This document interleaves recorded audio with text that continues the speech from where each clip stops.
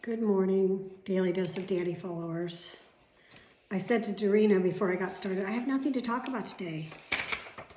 Wrong. I made a list in about 2 seconds. First things first though, I'm living my life healthy. This is my spa water. Cucumber, lemon, and mint. It's so yummy. Anyways, that's my water. All right, let's get started. So, not sure if I talked about it before, because the days all run together, as do the weeks, months, and potentially the year of 2020. But we got a mosquito problem around here. Mosquitoes are everywhere. Mosquito eaters are everywhere. Although we had Vector Control come out this morning to assess our situation, and he informed me that those mosquito eaters don't actually eat mosquitoes. It's a myth. It's a childhood myth. And I said, I can't tell my kids. They'll be devastated. I can't tell myself. I can barely stand the truth. Apparently they don't eat mosquitoes. They're just big, whatever he called them. He told me the real name. He told me the real name of the mosquito that's here. Okay, bug guy. It's like the weird hitman that used to come in and say, this is a duddy-duddy, this kind of spider. Just fucking take care of it. I don't need an explanation, okay? So we're gonna find out. He thinks they're oak tree mosquitoes, which live in the little burrows of oak trees, which he probably loves me because I said, oh, oak tree mosquitoes? Good thing I only have about 70 fucking oak trees on my property. He just looked at me like I was a crazy person. I get that a lot from workers that come here. But he set a trap and we'll see tomorrow. Tomorrow will be the big reveal. What kind of mosquitoes do I have? Okay. Yesterday, the rain prevented Grace and I from doing our outside exercises because this is kind of a secret, but I'm made of sugar and I will melt in the rain, so I can't run, swim, I can't do anything in the rain. So I said to her, let's find like a cool little online class that we can do like on YouTube or something. We'll go in the pool house and move the furniture around and exercise, I say jokingly. So she finds this class. It's like a 30-minute low impact, I don't know what kind of class. It wasn't dancing or anything. It was actually exercising. There was like boxing and different funny things. So anyways, we did it, 30 minutes. Grace was behind me, so I have no idea if she was doing it or not, but there was a lot of heavy breathing coming, so I think she was. But the instructor's like British, or maybe he's Australian, I don't know. We're so into accents these days, we don't even know how to speak English. We can only hear accents from the British Isles, or Australia, or New Zealand. Anyways, he's cute, and he has some sort of program where he helps you lose weight. So he had 2 of his weight loss people there, both of which have lost 60 pounds, a girl and a guy. And they were exercising, as were Grace and I. 30 minutes went by, and it's so fast. When it was done, I said to Grace, that wasn't 30 minutes. And she goes, yeah, it was. Look at the clock. Anyways, it was fun, but oh boy, was I so tired. And I don't really sweat. That's an issue I have, which is why I used to faint a lot, because I can't really sweat. I can, but it's difficult. So I wasn't really sweating. Grace was dripping sweat after 30 minutes. So I guess it was hard. It's funny though, some of the things like the little steps and the side steps and different things are part of my physical therapy. So this was fun because it incorporated that and I don't have to do that separately. But it was good, and we're going to do it again today because now apparently I have a love affair going with the instructor. Which Grace is like, he's not even cute. You're not a grown woman. I got my new hula hoop. Leah put it together for me. I know that sounds weird, put the hula hoop together, but it snaps together like the pieces to make the hoop. It's a 2-pound hoop, and I started hooping yesterday. They said you should do 20 minutes, where the other one, it was 1 to 2 minutes because it's a 5-pounder and it's rippled and ridged. So I started hooping. It's so fucking light. It's too light. It falls down all the time. So I only got 5 minutes in. I guess you have to build up to 20 minutes. At least I do. So that happened. We did the online class, then hula hooped. And again, it's raining again today. I hate this weather. This weather is giving me anxiety. I don't like it. I need to be outside. The sun needs to be out. I need to be swimming, doing the things that I love. And I can't. And then the CSU students got some horrible news yesterday. All fall sports are canceled. The classes are going to be online. And this affects a lot of people that I know, a lot of families that I know. Essentially, CSU said to them, you get 0 bags of 0. That's what you get. 0 bags of 0. So Leah has some friends, quite a few actually, that are going to CSUs that were thinking they were going to play sports. So now, what kind of decisions do you make? I mean, are you going to pay tuition to do classes at home when you should be living on campus and playing sports? I don't know. I don't know what these families are going to do, but I'm going to tell you right now. If this was my kid and she was going to play sports at a CSU and they just did what they just did, which is cancel everything, I would tell her, guess what, honey? For the fall, guess what you're doing? You're getting a job. You're going to work for the fall semester, defer to spring, start college in spring when all this shit is a bit better organized. Because you can't all cram to the JC and steal all the classes from the JC students who are also going to be online and their sports are also canceled. Because the JC can't handle that kind of a situation where 800,000 local CSU students are going to all take classes at the JC.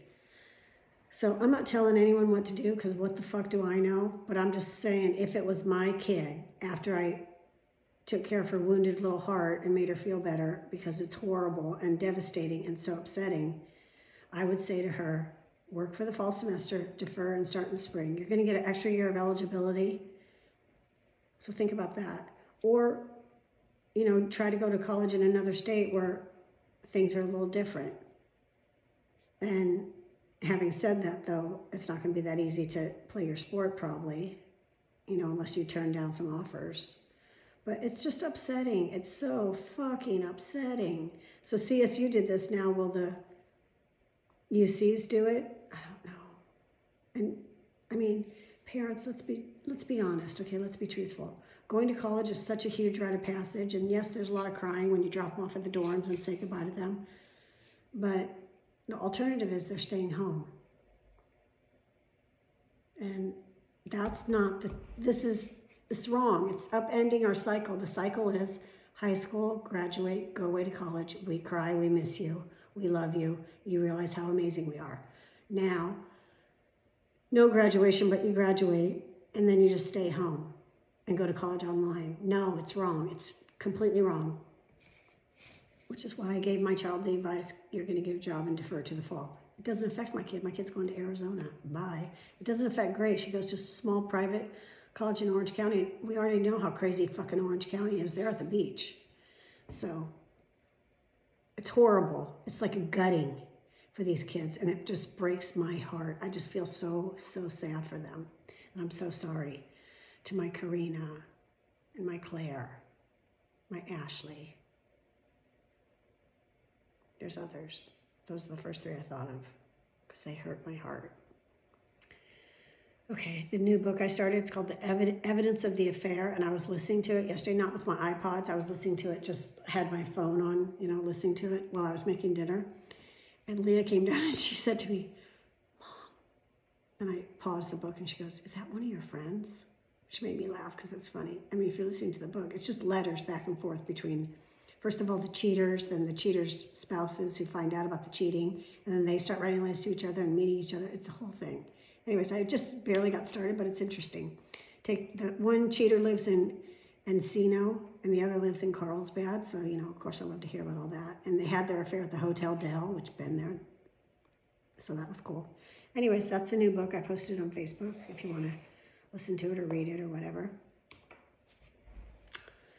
So no news yet on the graduation. It's just every night on the news, there's no news here, but on the news you see different, how people are doing graduations, like one school rented out like a drive-in movie theater and all the kids are going to be there in their cars and what? I don't know. I didn't understand it. Actually, I couldn't hear it because my family was home. They talk so freaking loud. It's the Loud family.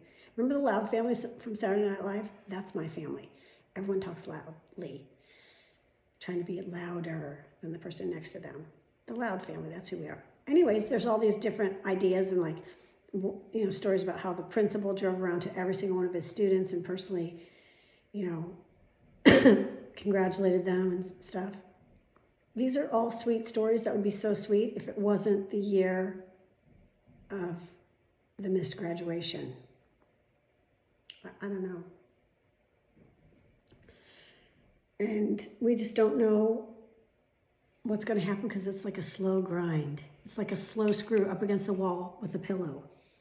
It's slow, but you're not enjoying it because you're up against the wall. You have a pillow, but the pillow's in the wrong spot, so it's hurting your back or the back of your head, depending on how slow the screw is. Do you get what I mean? So everyone's numb. Kids are just numbed up. They don't know what's happening. They don't know what to expect. They're struggling. And I get it, and it makes me so sad. I mean, my own daughter is just like baking like a crazy person. She made the pretzels yesterday. So good.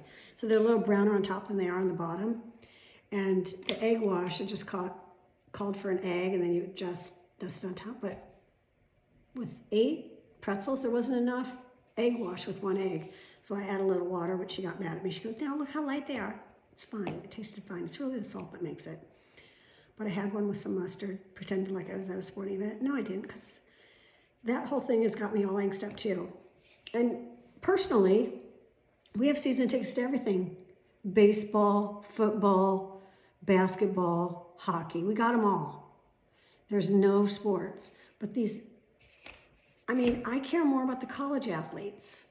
The kids that are playing for heart, not the people that are playing for money. And I know I sound like an asshole, but whatever. Fuck it. The whole thing's upsetting, and kids are they're just suffering. I mean, you've spent your whole life getting ready to do one thing, playing college, and then it's at risk of being swiped away, and then they say, well, we'll give you another year of eligibility. But let's think about that, okay? Let's pretend like you're a junior or senior. Let's say you're getting ready to start your senior year, and your sport's canceled. And they say, we'll give you another year of eligibility. But you're still taking your classes, so you're going to graduate. Are you going to stick around for another year so you can play your sport? No. If you're that good, enter the draft. If you're not, thank you. I had 3 years of college sports, and it was good. And no one's ever going to say, why didn't you play your 4th year? Without you giving them the explanation that's going to say, when the fuck were you born? Do you know what I mean? Everyone's going to know, and it's going to be fine. No one's going to think you're a loser or a quitter. That's my 2 cents on that. It's Wednesday. It's meditation night, 6 to 6:30, Melissa and Chad. It's going to be a good one. I've shared the link with Sandy and my sister, Shani and Dorina. I think it's a good time to meditate. People, I don't meditate. I'm not a meditator. I pray, and I have my whole rituals at night where, I do my sit-ups and I do my prayers and I pray for people. There's just something about being quiet in a quiet place, in a quiet space for 30 minutes on a Wednesday night. That makes me happy. So 6 to 6:30 tonight. If you want the link, I'll email it to you, but I'll need your email, so you have to private message me unless you want everyone to know your email, and then you'll get a bunch of spam, and it'll be a whole thing. So there's that. Meditation tonight, 6 to 6:30. And then my friend Susan reminded me of what I was trying to think of when I was trying to imitate Amber on the phone yesterday. Hi, thank you.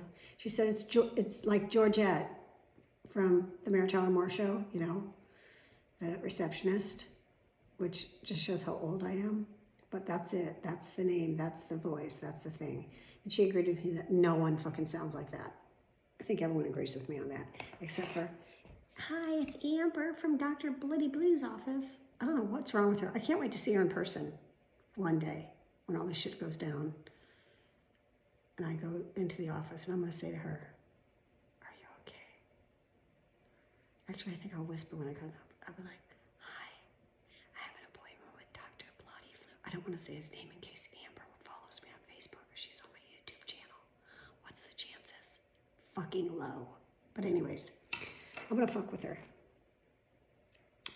So my other friend on Facebook, Margaret, put a thing up there that just made me laugh out loud, literally. She said, I have an unhealthy relationship with Amazon Prime. And some people are doing they're shopping too much. They're just ordering shit. They just want to feel good because we can't talk to people. We just want stuff coming to the door that makes us feel important. I got to take a swig of water. This is so good at spa water. I feel like I'm at the spa. But I wouldn't be at the spa looking like this in my pajamas with my hair and makeup on. But who knows? Anyways, I ordered some stuff. I order stuff for everyone in my family. I ordered that metal thing, the metal like egg that you wash your hands with to get the garlic and the onions off of that because, we're cooking a lot and that is a stinky situation. Ordered a hand mixer because my hand mixer apparently got absorbed in the move. Who knows where it is, thrown away somewhere, I don't know. But I ordered a really cool one, so Leo will be able to mix things up better with the mixer. I ordered the book about Johnny Cash's first wife after I watched the little documentary. But I ordered the actual book. I don't want to listen to it. I want to hold it. I want to see it. I want to look at the pictures. That's coming. But my sister said that I should go on to the Container Store online to order my organizational shit for my cabinet over here, where my tax stuff is. So I guess I'll do that. Maybe today, I don't know, tomorrow, who knows. Grace and I started watching Sex Education last night. You know, we were going to watch The Inbetweeners, but she really pimped me into watching Sex Education. I mean, it's okay. I'm a little mad on it. There's some good characters. But I started to fall asleep, so how good was it? I had to sit up to make sure that I didn't fall asleep so I could watch the end of it. But Leah watched it, and there was one segment, I go, oh my God, that's so weird. And she goes, you just wait. So now I have to watch it because she's already watched it. Sex Education on Netflix. That's what we're watching right now. So yesterday, I was reading the letters to the editor, because I always do in the local paper, and this woman wrote, she wrote, bibliophiles, we got to band together, we need to revolt. The libraries must reopen. She signed her name Jan something. So I screenshotted it and sent it to my sister, who's a librarian. And she said, inconvenience is not oppression, Jan. Sit the fuck down.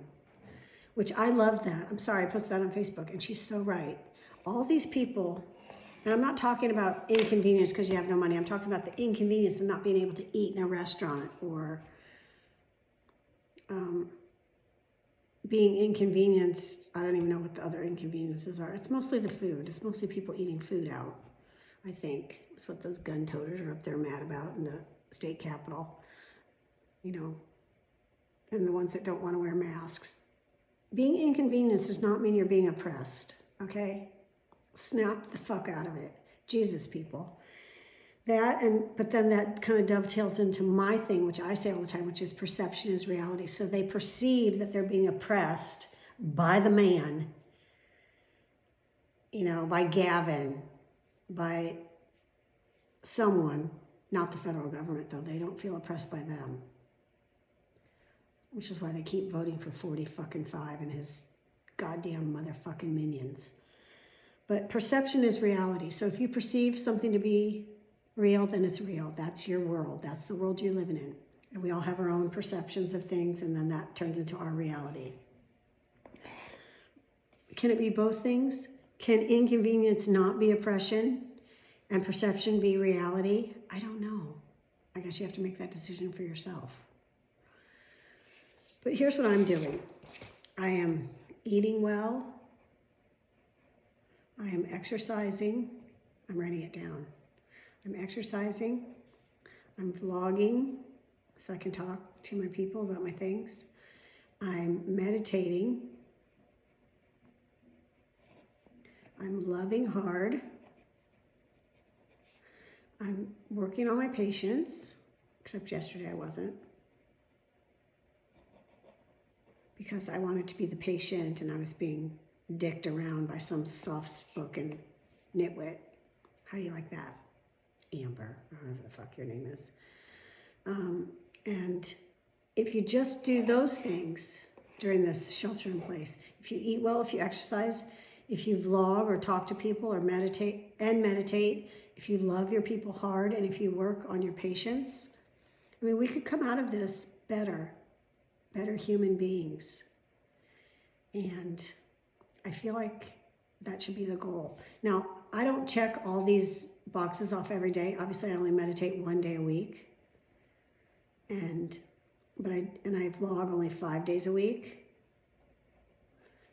But I eat well every day, at least one meal. I mean, this morning I had crepes because Dorina made crepes because her mom's here from the Czech Republic, stranded in the U.S. She's visiting, and now she can't not be visiting. But she made these crepes, and they were filled with like an apricot kind of jam. So she brought them, and I ate one. I don't know how good that is for you, but it's a crepe. I mean, how bad? It's a crepe. How bad can it be?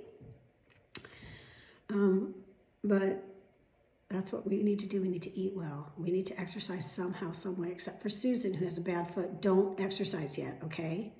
You can do sit-ups in the bed. That's it. I don't want to hear about anything else, and I'll talk to you on Friday to verify. And, vlog or read a book or write down your gratitudes list. As my friend Tim always says, write down your gratitudes. Look at your gratitudes. You can make a list. Today's his birthday. Happy birthday, Dr. Tim Grund. And then love your people hard. They're home. Love them hard. Grab them, hug them, kiss them, tell them you love them. Tell them you love them, if nothing else.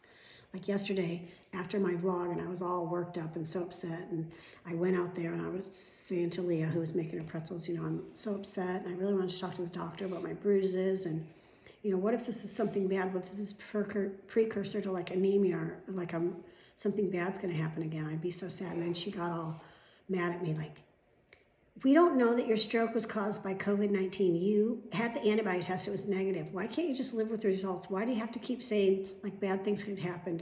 And she was like yelling at me. So I started crying. I said, why are you talking to me like that? Who talks to people like that? I'm your mother. I come out here upset. If you don't have anything nice to say, zip it, lock it, and cram it in your fucking pocket. So she apologized. I accepted her apology. I'm not holding a grudge, except I'm repeating it on my vlog. But you know what I mean?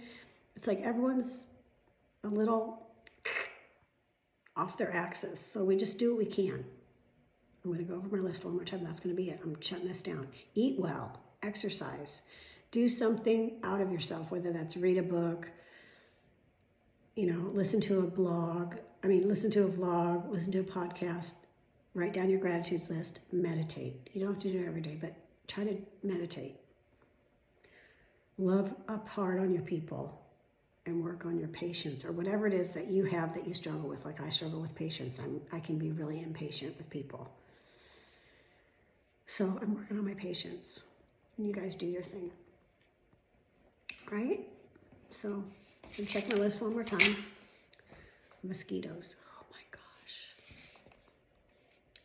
And then those poor CSU kids, if you know anyone, this is like getting a gift in the mail and it's filled with 0 bags of 0. 0 bags of 0. It's like nothing on top of nothing, filled with nothing. And if you could take a heart and crack it, that's how I feel for them right now. And don't forget, being inconvenienced is not oppression. Ask somebody that was oppressed. Ask somebody that was oppressed. Do you know any people that were really, truly oppressed? There's a list of them. Trust me, being inconvenienced is not oppression. And your perception is reality. So maybe change your perception. Change how you perceive things so that it's positive. Then your reality will be positive. Okay, what the fuck? Who the fuck am I? I'm nobody. I'm just a ding-dong dilly with the middle name of Jane, sitting around in my pajamas with makeup on. I'm odd as hell. Don't listen to me. Do what you want, okay? I love you. Bye.